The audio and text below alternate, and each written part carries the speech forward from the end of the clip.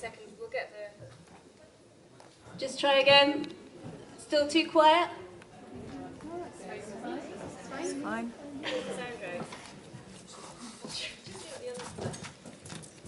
What about this one? Is there anyone who really needs a seat at the back there? Or is everyone okay?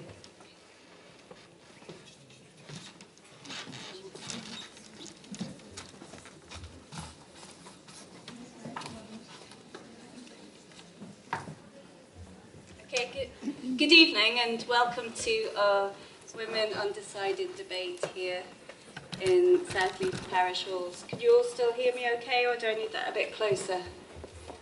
Yeah, so I see most of you look like you are women, and hopefully you're also undecided, or most of you are undecided. And I'm hoping that, I might just actually just pull this up so that I'm not leaning forwards. I'm hoping that perhaps some of you are also a bit like me, a little bit conflicted, maybe a bit confused and uncertain, and just perhaps just anxious to get it right come September the 18th and put that cross in that right box. My name's Vicky Allen, and I'm your chair for today, and I'm a journalist. But I'm not a political journalist. I don't really generally write about politics. And this is actually the first political debate I've chaired, so a big first for me. But also, this debate didn't really didn't begin as a big debate. It was partly the result of just talking with friends and thinking it would be good to have a little something in a living room, a little debate with some yes and no people, just sort of thrashing things out. And then my friend Hilary invited the Deputy First Minister, and we thought, maybe have to get a slightly bigger room. So here we are, and also obviously that inspired us to get some equally passionate and eloquent voices for the no side. And here you are as well. And just before I introduce all our panellists, there's a couple of things I need to do, which is to point out, first of all, fire exits.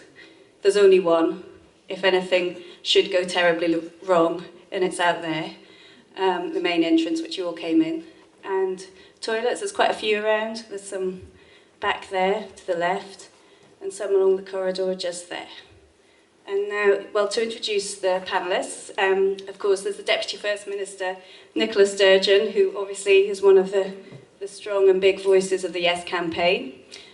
We've got Kezia Dugdale, MSP, Labour MSP, a strong voice for the No campaign, also a strong voice on women's issues and personal debt, and campaigner against payday loans companies and things like that. And we've got Katrina, Cat Headley, also, yeah, get the cat right. Also for the No campaign, she's a civil litigation lawyer, and she's also going to be running for Holyrood in 2016 as a Labour candidate. And Larry, finally, who is a fabulous storyteller and children's writer, but also a very fervent Yes campaigner who's been out canvassing all over town. So thank you to all of you for coming tonight. And before we go on to the questions, because this event is really all about you, it's about the questions you have and the issues that might just help you decide come the day that we all have to vote. And so I'm actually dedicating quite a lot of the night to those questions. But first, before we do the questions, we'll have 5 minutes of summing up, not summing up, of presentation, arguing of the case from our various different, from our yes and no campaigners. And I think, well, we tossed the coin to decide who would do it.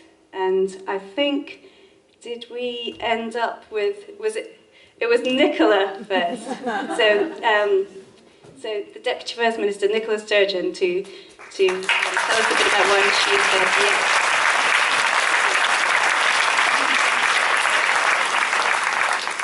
Thanks very much, Vicky, for the introduction, and thanks to those who've organised tonight's event for doing so, it's wonderful to see so many people here. The last time I was in this hall must be about a year ago when I took part in a Yes public meeting, and the wonderful late Margot MacDonald was on the panel that night with me as well. So it's slightly tinged with sadness being back here this evening, but wonderful event. I love speaking to rooms full of women, and every time I do, I'm always struck with the very, very strong feeling that, or wondering how much better things would be if parliaments across the world looked a bit more like this.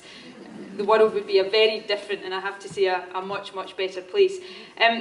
You have a range of questions for us this evening, and that is the most important part of this evening. So I look forward to getting the opportunity with Larry to answer any questions you've got of the Yes campaign. I'm sure we'll have questions on currency, on pensions, on the economy, on how we pay for public services, perhaps on Scotland's place in the world. So whatever it is you want to ask, please feel free to do so. There's no such thing as a daft question in this debate. If it's something that's important to you, if it's something that will influence how you will vote, then it's an important question. And if it's important to you, then it's important to me to get the opportunity to try to answer it.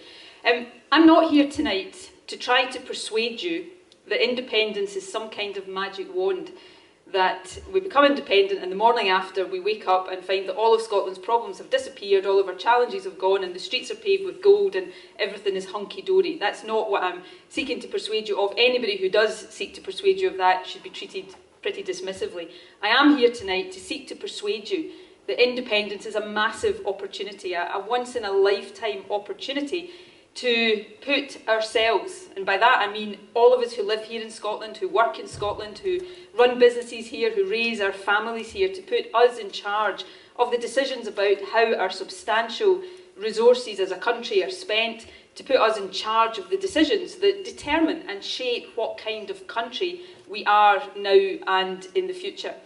I will absolutely seek to persuade you tonight that Scotland can more than afford to be an independent country. There is no doubt, not a shadow of a doubt in my mind, that that is the case. We're one of the richest countries in the world. If we were independent, we would rank as the 14th richest country in the developed world. When you look at everything our economy produces, divided by the number of people who live here, that gets you our gross domestic product per head of population.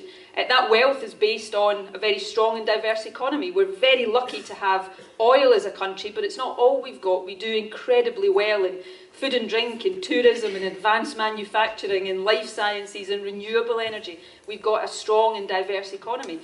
We're not subsidised. Everything we enjoy here in Scotland that we depend on, our NHS, our pensions, are paid for by our taxes and national insurance contributions. So we can do this. The bigger question is why we should do it.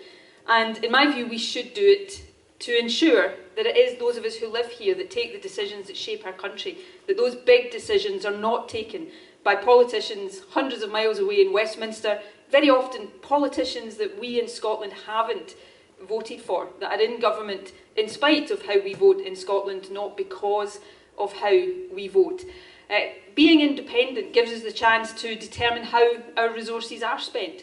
If we're not independent, we know we face years of further austerity, at the same time as Westminster, regardless of who's in government, is going to spend billions of pounds putting new nuclear weapons on the River Clyde. Is that the right priority for Scotland? Personally, I'd rather see us not spend money on nuclear weapons and invest instead on transforming the provision of childcare. If we're independent, we get the chance to create our own economic policy, to create jobs and opportunities for our young people, to determine for ourselves the kind of social security system we have, one that helps people out of poverty, not pushes them into it. We know that if we stay on the Westminster path, there are going to be perhaps 100,000 more children living in poverty by the year 2020. Children's charities tell us that. If we're independent, we get control over powers around equality so that we can, at long last, try to make sure the Equal Pay Act is implemented, not just sitting gathering dust on the statute book. We can do something